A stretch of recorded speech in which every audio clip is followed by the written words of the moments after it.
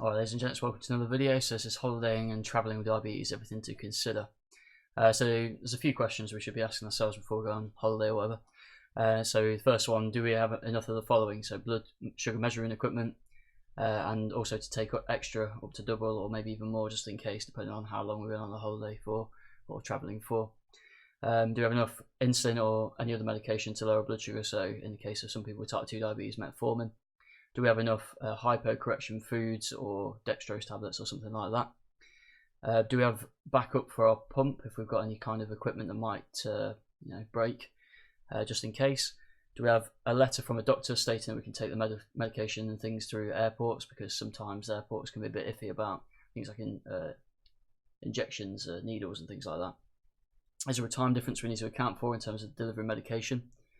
Can all of the equipment be taken through the airport's X-ray machine? Do we have something to maintain medication at the right temperature? For example, a Frio pack if traveling to a hot country. And that's something I really recommend. I did 6 months traveling around Southeast Asia, and the Frio packs really did do the job. It was super easy to use as well. Do we know of places that we can get extra above if needed? So have a research into things like pharmacies and hospitals and whatnot. Would it be better to split our medication into several bags, and always to keep them in hand luggage, because insulin can freeze in the hold, render it ineffective? Do we know key words and key phrases in different languages if need be? So diabetes, sugar, insulin, fridge, not freezer. So for example, that's really important. Well, it was really important when I was traveling around Southeast Asia, because I really needed to emphasize to put the insulin in the fridge in the hostel rather than the freezer, because obviously if they accidentally mixed up those two words, then that could have ruined my entire trip.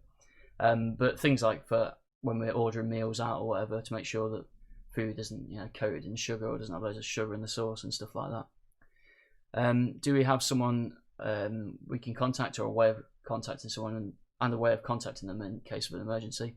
And also, do we have some form of identification on us, just in case something goes awry, just in case we end up in a situation where we can't help ourselves, something to let other people know that we have diabetes. And that is pretty much it. Let me know if I've missed anything in the comment section below, and hope to see you in the next one. Cheers.